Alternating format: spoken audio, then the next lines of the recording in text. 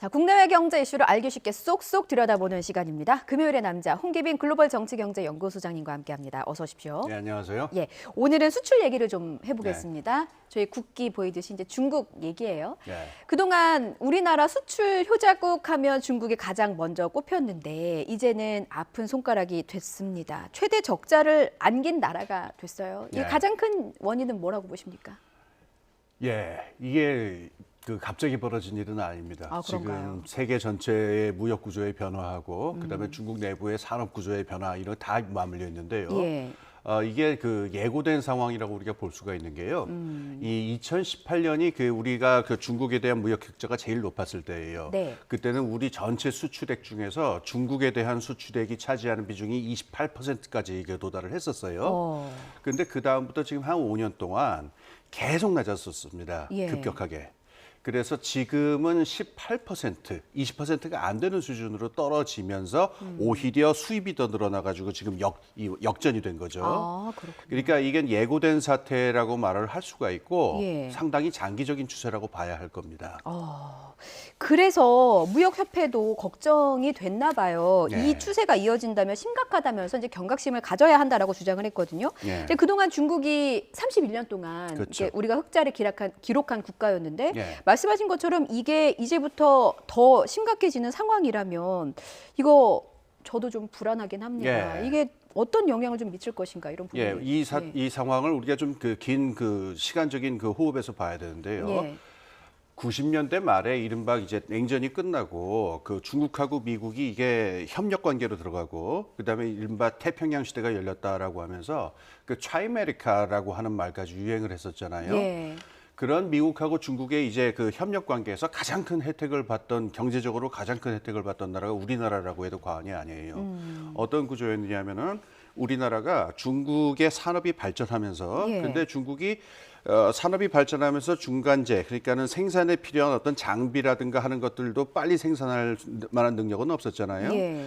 그러니까 그 중간재를 우리가 공급을 중국에다가 해주고 그러면 중국이 그 중간재를 활용을 해서 완제품을 만들어 갖고 미국 시장에다가 수출하는 형태.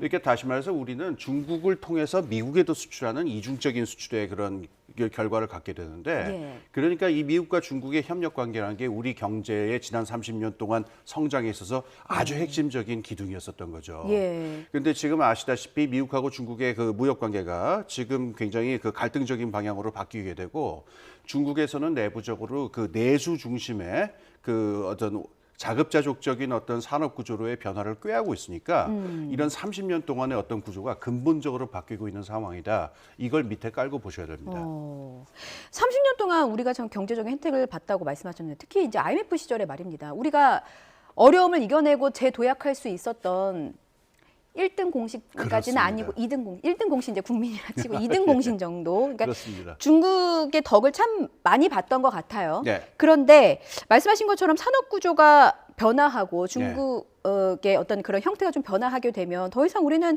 어떤 경제적인 성장을 기대하기 너무 어려운 건가, 혜택을 받을 수 없는 건가 이런 생각이 좀 들어요. 예, 그래서 일전에 작년이죠. 추경호 장관께서도 지금 중국의 산업 구조가 바뀌었기 때문에 예. 옛날 같은 효과를 기대할 수 없다 이런 말을 하신 적이 있어요. 그러니까 이건 우리가 귀담아 들어야 되는데 뭐 그렇다고 성장을 못하거나 이렇게 볼 수는 없겠고요. 그렇죠. 우리가 가지고 있는 어떤 산업 구조를 갖다가 지금까지처럼 어떤 중간재를 만들어서 판다든가 이런 쪽보다도 첨단 분야라든가 서비스 분야라든가 다른 쪽으로 지금 근본적으로 산업 구조를 전환해야 되는 큰 도전이 닥쳐온 것으로 그렇게 봐야 될 겁니다. 왠지 우리도 좀 변화가 필요하다는 생각도 좀 듭니다. 예. 대중무역 상황을 보면 적자 그러니까 이게 수출하고 수입의 균형이 무너졌다라고 예, 좀 예. 보이기도 하는데 이게 앞서 수출이 문제냐 수입이 문제냐 이런 걸 좀 질문을 해드리려고 했더니 예. 앞서 좀 답변을 해주신 것 같아요. 예, 이제 예. 들여오는 게 더 많아서 예, 이게 예. 적자가 난 거죠. 그런데 맞습니다. 그래서 예. 수출 부분이 수출에서 이제 이 거꾸로 되는 일이 벌어진 게 큰 원인인데 예. 수입 부분도 무시할 수는 없습니다. 요번에 수입이 늘어난 부분이 뭐 비중은 적은데 원인을 보면은 예. 리튬 같은 물질들이 있어요. 리튬? 리튬. 그러니까 어떤 이 배터리 같은 것을 만드는 가장 중요한 원자재 같은 데인데 예. 여기 가격이 급상승을 했습니다. 이게 수입액이 늘어나게 된 큰 원인이거든요. 예. 그런데 중국에서 들어오는 원자재라든가 이런 부분들에 우리가 지금 굉장히 소재나 부품에서 많이 의존을 하고 있다는 얘기니까 여기에서 만약에 가격이 계속 오른다든가 하면은 이 수입 부분에서의 원인도 우리가 그 위험성을 간과할 수는 없습니다. 그래서 중국에서 수입하는 가장 분야가 네. 정밀화학 분야인 것으로 좀 나타났다는 설명을 해주신 거고요. 그렇다면 수출 품목 중에서 우리가 눈에 띄기 어려운 부분도 또 있었는데 예. 이게 바로 반도체 분야더라고요. 그렇습니다. 8개월 연속으로 감소세를 기록했는데 예. 이게 좀 앞으로 나아질까 걱정도 되고 어떻게 전망하십니까? 나아질 만한 상황이 보이지는 않는 것 같습니다. 그러니까는 암울하네요. 최근 몇 달 동안 들려왔던 소식은 미국하고 중국하고 이 반도체 문제의 갈등이 워낙 심하기 때문에 예. 한국에 있는 반도체 업체들의 가장 큰 수출 지역이잖아요, 중국이. 예. 여기 상황을 계속 어렵게 만드는 소식들만 들려오고 있고 중국은 중국대로 지금 반도체 부분에서 특히 28 나노 이상의 그 반도체에 대해서는 강력한 산업지원 정책을 펴고 있기 때문에 네. 예, 전망이 이렇게 밝아 보이지는 않습니다. 그리고 또 하나 이제 중요한 게 예. 지금 아까 이 화학 부분을 이제 말씀을 하셨는데 예.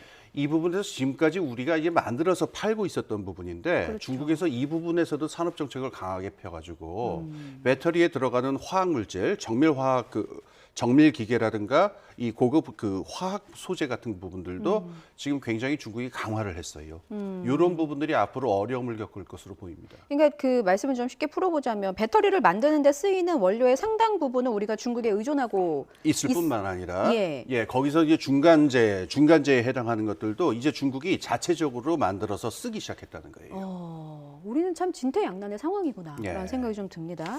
그래서 우리 입장에서는 어쨌든 경제를 좀 활성화해야 되니까 예. 과거가 좀 그리운 거예요. 어떤 과거였냐면 큰 손으로 불리던 중국 관광객들이 몰려와서 뭐 사은품도 이만큼씩 사고 그렇죠. 뭐 이것저것 뭐 돈도 쓰고 맛있는 것도 사 먹고 이렇게 관광 활성화했던 과거가 너무 그리운 겁니다. 그래서 정부가 경기를 좀 살려보겠다 관광 활성화 정책을 내놨는데 잠시 윤석열 대통령의 발언 들어보고 오겠습니다.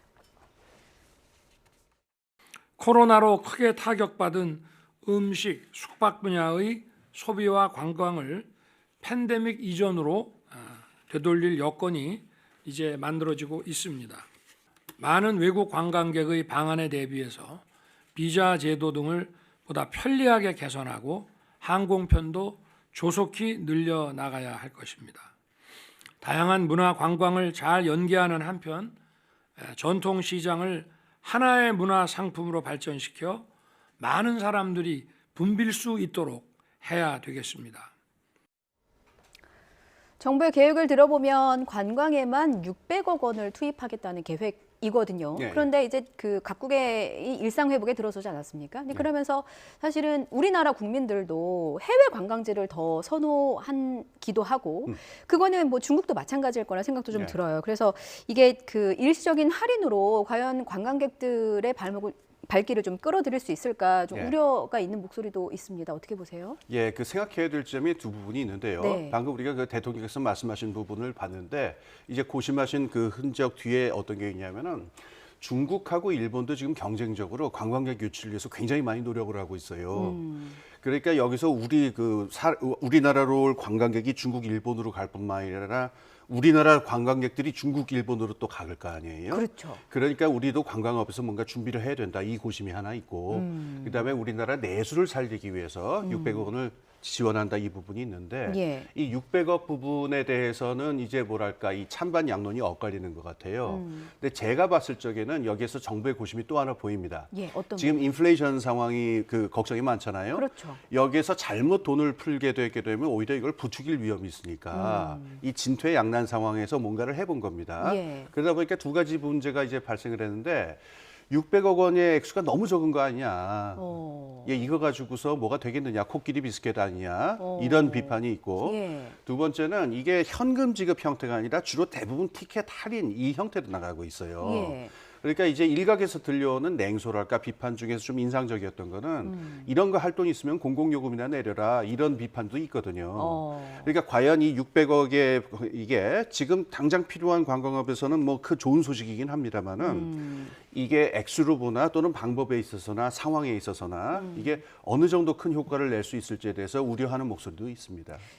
수장님 말씀 듣고 보니까 양측의 입장이 다 일면 이해가 되는 예. 상황입니다. 진퇴양난 상황이죠. 정부도 고심이 참 깊을 수밖에 없겠다. 저희가 이제 그 우리나라 경제는 여기까지 좀 걱정을 해보도록 하겠고요. 이어서 다음 주제 얘기를 좀 해보겠습니다. AI 얘기입니다. 저는 요즘 내가 실직자가 되는 날이 머지 않았겠다라는 네. 생각을 좀 합니다. 앵커인 제 자리가 위협받고 있다는 느낌이 좀 예. 들거든요. 저랑 함께 구직 활동하시죠. 저도 두렵습니다. 저희 같이 동업하는 겁니까? 예. 예, 알겠습니다. 미래 동업자와 함께 이야기를 좀 나눠보면 일각에서는 AI 기술을 일시로 좀 기술 개발을 중단해야 된다라는 주장이 나왔는데 예. 여기 지금 사진 보이지만 이 인물들이 예. 이 서명을 했어요. 이게 무슨 그렇습니다. 일입니까? 예. 지금 이틀 전인데요. The Future of Life Institute라고 하는 미국의 비영리 기관에서 예. 거대 인공지능의 개발을 6개월 동안 중지하자라고 하는 공개 서한을 냈고 예. 여기에 쟁쟁한 사람들이 다 서명을 했어요. 예. 지금 화면에 보이는 그 일론 머스크가 이제 제일 다 알려진 사람인데 그렇죠. 이 사람 때문에 오히려 좀 이게 희화화되는 면이 있어요. 이 사람이 워낙 논란이 많은 인물이니까. 예. 그런데 거기 서명한 사람들을 보면은 단순한 유명인들이 아니고 학계라든가 업계에서 이 인공지능 부분에서 가장 중요하고 명망이 있고 권위가 있는 사람들의 이름이 굉장히 많이 보여요. 그래서 이 서한은 사실은 굉장히 큰 의미를 갖고 있는 사안이다 이렇게 저는 보고 있습니다. 말씀하신 것처럼 일론 머스크를 비롯해서 뭐 스티브 워즈니악도 예. 있었고, 근데 그 IT 업계 거물들 이잖아요. 예, 예. 사실 뭐 AI 하면은 새로운 시장이고 눈에 불을 켜고 개발에 예. 나설 것 같았는데 예. 왜 연구를 잠시 중단하자는 서명에 예, 우선 지금 배경이 그렇죠. 지금 오픈 AI하고 마이크로소프트가 협력을 하면서 굉장히 빠른 속도로 지금 GPT-4가 바로 나왔죠. 예. 그러니까 이제 구글, 그러니까 알파벳 이쪽에서도 가만히 있지 않겠다. 그래서 굉장히 지금 극심한 경쟁이 들어간 상황인데 예. 이 서한이 걱정하는 바는 지금의 그 본격적으로 경쟁 속도가 붙게 되면은 이 통제할 수 없는 속도로 달려가면서 예. 사람들이 도저히 통제하지 못할 형태로 이미 인공지능이 나가버릴 것이다. 어. 그러니까 지금 6개월 동안 쉬면서 잠깐 멈추고 어떻게 AI를 관리하고 사회적으로 통제할지에 대해서 합의를 만들고 장치를 만들지 않으면은 예. 걷잡을 수 없는 통제불능의 상태가 실제로 올 수 있다라는 굉장히 심각한 경고를 담고 있어요. 걱정할 수 없는 통제 불능의 상태라는 게 예. 어떤 건지 좀 두루뭉술하고 좀 큰 알겠습니다. 개념이어서 혹시 뭐 영화에서 보는 네. 인간을 뭐 해치거나 뭐 인간의 능력을 뛰어넘는 네. 그런 AI가 나올 수 있다는 우려 그런 걸까요? 예, 그럴 수 있습니다. 예. 그러니까 이분들이 낸 성명 그 공개 서한 밑에 각주에 달려 있는 문헌들이 있는데요. 예. 제가 그 본 것도 한 몇 개 있는데 거기 보면 굉장히 세밀하고 자세하게 그 위험이 나와 있습니다. 우리가 이 챗 GPT라고 하는 아주 친숙한 인터페이스로 우리가 이걸 접했기 때문에 예. 인공지능은 우리 뭐 친구나 아주 위험성이 없는 것으로 여기기 쉬운데 예. 이미 미국의 고등교육은 좀 무너지기 시작했다는 우려가 많아요. 포브스 지의 보도에 의하면 이미 미국 대학생의 89%가 과제물 제작에 이걸 사용하고 있어요. 챗GPT를 사용하고 있다고 하니까. 그리고 우리나라 대학생들도 당연히 그렇게 사용해서 하겠죠. 0점 처리되는 경우도 예. 있다는 기사도 봤어요. 그러니까 지금 교육이 무너지는 거는 그건 아주 빙산의 일각이고 가장 심각하게는 군사 기술에 인공지능이 들어갈 경우에 예. 걷잡을 수 없는 사태가 올 것이다라는 얘기인데요. 이거 한번 상상해 보시면은 우리가 그 공상과학 영화에 나오는 그런 사태가 실제로 지금 코앞에 다가와 있다라는 내용도 담고 있어요. 그러니까 이걸 어떻게 사용하고 이 사회 전체와 군사적인 부분, 경제적인 부분, 교육적인 부분 전체에서 사회가 이걸 어떻게 통제하고 관리할지에 대한 어떤 룰을 합의하는 것이 지금 아주 시급하다 이런 내용입니다. 수장님 말씀 듣고 보니까 굉장히 의미 있는 네. 주장이고 의미 있는 그 서명 움직임인 것 같아요. 근데 일각에서는 이게 선언적인 의미가 있다. 예, 예. 뭐 이런 분석도 나왔습니다. 예. 부정적인 영향에는 공감은 하지만 또 일각에서는 현실적으로 이게 강제적으로 민간 기업들이 기술 개발 경쟁에 붙은 상황인데 예. 이거를 6개월 중단하는 것이 과연 합당한가라는 반발도 있어서요. 설명을 좀 그렇습니다. 해주시죠. 예. 예, 당연히 가능하지 않겠죠. 가능성은 낮습니다. 네, 네. 뭐 그런다고 멈출 것 같지도 않고 이번 서명한 데 보면은 오픈 AI 쪽 사람들은 엔지니어들도 한 명도 참여하지 않았어요. 그러니까 안 하겠다는 얘기 같은데. 예, 더 이상 참여할 의사가 없다. 그렇죠. 예. 그러니까 공개 서한에서는 이런 경우에는 정부가 직접 개입하는 수밖에 없다. 아, 그래서 실제로 지금 이 위협은 전혀 그 어떤 공상적인 것이 아니고요. 예. 미국 의회도 이미 그 법률 작업에 착수를 했습니다. 이거 어떻게 예. 관리할 것인가. 그리고 유럽연합의 경우에도 이 AI를 관리하고 규제할 수 있는 법률도 마련을 하고 관리 기구, 그러니까는 정부 관청도 지금 준비를 하고 있어요. 예. 그리고 영국 정부에서도 뭔가를 준비하고 있고요. 그러니까 지금 정부가 결국은 개입을 해서 이거를 만들어 나가야 된다. 이 예. 방향으로 갈 수가 있겠죠. 그렇군요. 근데 지금 세계 패권 경쟁을 하다 보면 크게 네. 미국하고 중국이 서로 좀 주도권 갖겠다고 경쟁하는 상황이잖아요. 근데 여기서 이제 어부지리가 발생하는 거 아니냐. 미국도 그렇고 뭐 영국을 비롯한 유럽에서도 그렇고 좀 AI 개발을 좀 우려하는 목소리가 나오면 결국에 그 6개월의 일정 기간 네. 동안 중국이 빠르게 중국만 득보는 게 아니냐. 예, 기술 개발하는 거 아니냐라는 우려가 예. 나오기도 해요. 그렇습니다. 그 예. 냉소적인 그 반응을 보인 사람들이 바로 그 점을 지적을 하는데 중국이라는 나라는 이른바 그 국가자본주의 혹은 아직도 공산주의 체제니까 그런 어떤 인권이라든가 이런 민주주의의 룰을 무시하고 효율성만 추구할 가능성이 있다. 이미 생명과학 부분에서 그렇게 해서 성공을 거두지 않았느냐. 예, 예. 이런 우려고요. 그리고 실제로 이 걱정되는 부분도 있습니다. 영국은 뭐 당연히 뭐 그런 국가자본주의 국가는 아닌데 영국의 방침을 보자면은 우리는 그런 법률 같은 것도 만들지 않겠다. 또 관리기구도 만들지 않겠다. 그저 5개 정도의 기본 룰을 만들어 갖고 각자 알아서 하도록 하겠다라고 해서 굉장히 약한 룰을 만드는 방향으로 가요. 그러니까 여기에 대해서 비판이 많이 쏟아지기도 합니다만은 예. 말씀하신 대로 AI라고 하는 게 핵무기만큼 큰 어떤 영향력을 가진 물건이니까 예. 이것에 대해 이게 국제 정치적인 갈등이나 지정학적인 경쟁하고 맞물릴 경우에는 전 지구적인 상황을 규제할 수 있는 효과적인 룰이 만들어지는 게 굉장히 난항을 겪을 수가 있겠죠. 시급한 상황이네요. 그럼 여기서 정말 궁금한 건 우리나라도 IT 강국이잖아요. 예. 이었기도 했고. 예. 그러면 똑같이 다른 나라나 우리나 다 애기에서 시작했는데 다른 나라는 황새되고 우리는 뱁새되면 어떡하지? 우리는 빨리 쫓아가야 되는데 그렇죠. 어떤 식으로 개발을 하고 대처를 해야 되는가? 이 부분도 고민일 것 같습니다. 예, 그 두 부분을 너무 이렇게 모순적인 걸로 보지 않았으면 좋겠어요. 그게 예. 이제 공개 서한을 쓴 사람들의 의도이기도 한데요. 예. 우리나라에서 지금 인공지능을 얘기하는 부분에서 너무 효율성하고 빨리 가는 쪽만 얘기를 하고 있는데 여기에는 어떤 윤리적인 문제라든가 사회적 통제 문제, 안전 문제, 신뢰 문제들 굉장히 많은 쟁점들이 있습니다. 이 두 부분이 서로 결합이 돼서 사회적인 신뢰가 돼야 더 빠르고 효율적으로 이 기술이 나갈 수 있는 부분이 있기 때문에 우리나라의 정책 입안자분들께서도 이런 추세를 봐가지고 어떻게 이걸 안전하게 AI를 관리하고 만들어 나갈 것인가 여기도 신경을 썼으면 좋겠습니다. 알겠습니다. 오늘 너무 흥미로운 주제였어요, 소장님. 오늘 네. 말씀은 여기까지 듣겠습니다. 지금까지 금요일의 남자 홍기빈 글로벌 정치경제연구소장님과 함께했습니다. 잘 들었습니다. 예, 감사합니다.